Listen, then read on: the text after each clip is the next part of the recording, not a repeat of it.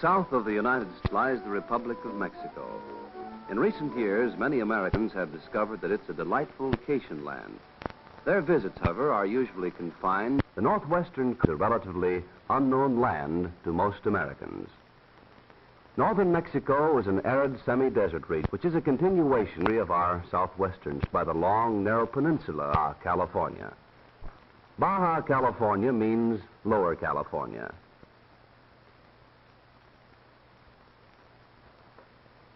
It is well named, since actually an extension of the mountain ranges of our own California.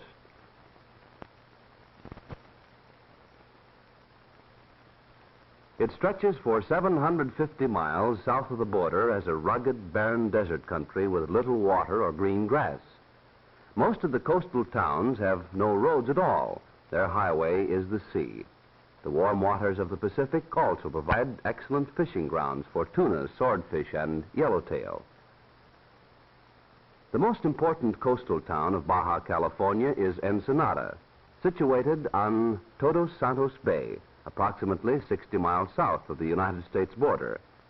Ensenada is the metropolitan center for a large agricultural community, as well as the government administrative center for Baja California.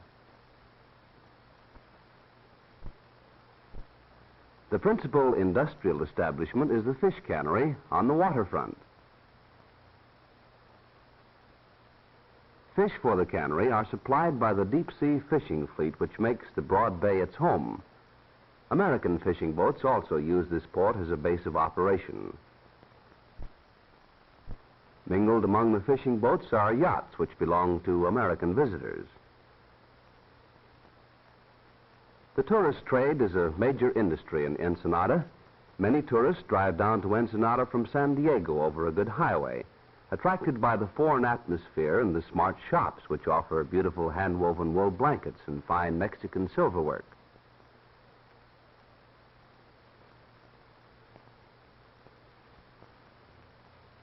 For those who wish to spend a weekend or a vacation here, Ensenada offers luxurious resort accommodations, such as this palatial seaside hotel.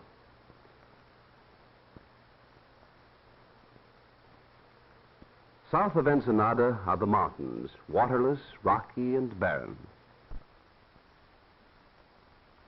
Many of these mountains are rich in mineral deposits, including gold, silver, and copper, but the absence of water and the lack of transportation has prevented any extensive mining.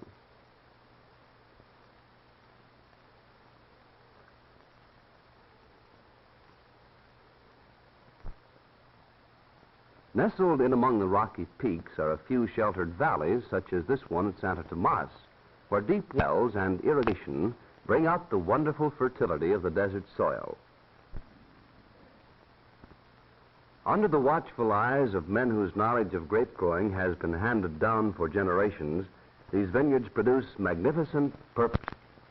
From these grapes are made fine wines, which are famous throughout Mexico and the United States. 350 miles south of the American border is Turtle Bay. Here in the little town of San Bartolomé is located a lobster and abalone cannery. Lobsters are caught in wooden traps set in the little coves along the rocky coast. These lobsters, which are really a type of crayfish, are found along the entire coast of Baja California. Abalone fishermen find the large shellfish clinging to the rocks on the bottom of the bay. They're gathered by divers equipped with modern diving suits of rubber, fitted with a heavy metal helmet.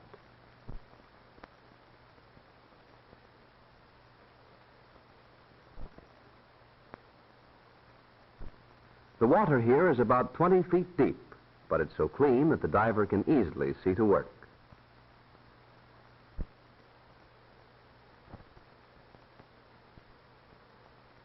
He is supplied with air through hoses that connect his helmet to a motor-driven air pump.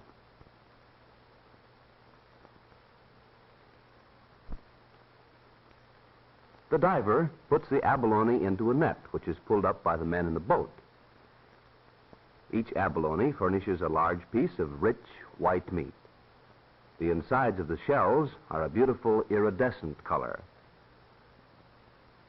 150 miles below Turtle Bay is the great harbor of Magdalena Bay. This is reputed to be the finest natural harbor on the Pacific coast, but the lack of fresh water has prevented its commercial development. In fact, the single community on the bay is a tiny settlement on the eastern shore. The only fresh water in the area is found on one of the offshore islands. The local water carrier brings it from the island to the village in a small sailboat. Since the island is 20 miles away, he's able to make only one trip each day. The water, which is not too clean and has a peculiar taste, is transported in casks and old oil drums and sold to the townspeople for approximately 1 peso per cask. The people of the village make their living principally by fishing. The waters of Magdalena Bay are a famous commercial fishing ground, but the local fishermen usually fish from small boats or hand lines and catch only enough for themselves. Any fish which they do not need for themselves are dried and taken down the coast to be sold. Their homes are little wooden huts built on the beach, close to the water, without any of the conveniences which we consider as necessary. Because fresh water is so limited and expensive, the laundry is usually done with salt water, sometimes in wooden tubs and sometimes directly in the ocean. Lumber also is scarce, and the houses are built largely from driftwood and planks salvaged from shipwrecked vessels. Between fishing trips, there's little to do, and the men spend many pleasant hours sitting in the warm sun playing dominoes, which is one of the most popular games in Mexico. Even in such a small village, the school is an important place. It's just a one-room schoolhouse, and all grades have the same teacher.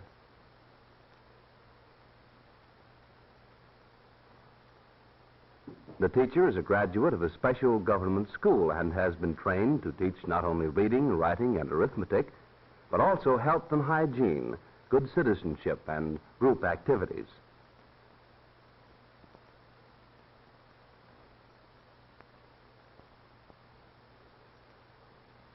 During the morning recess, the whole school chooses up sides and plays baseball. Baseball is as much a national game in Mexico as it is in the United States. At the tip of Baja California is Cape San Lucas and the town of San Lucas.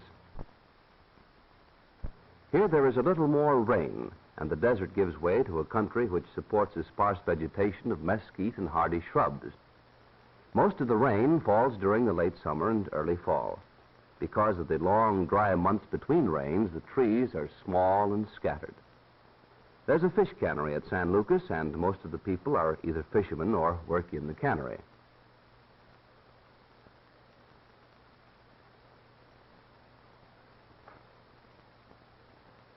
The post office is combined with the telegraph station. And here, the postmistress, who operates them both, also maintains a government weather station in the attractive garden behind her home.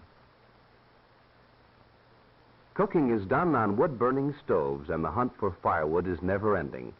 This load will be sold in the market to those who do not have time to collect their own. One good customer for firewood is the village baker.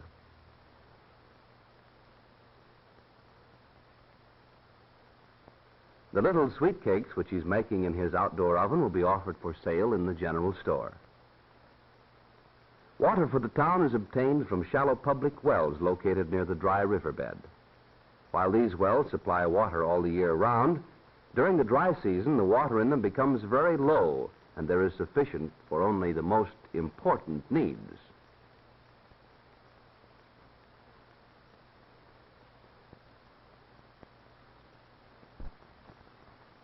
At San Lucas, automobiles again make their reappearance. This old car is used to bring vegetables into town from the nearby farming community of San Jose. The townspeople are trading dried fish to the farmers in exchange for the vegetables.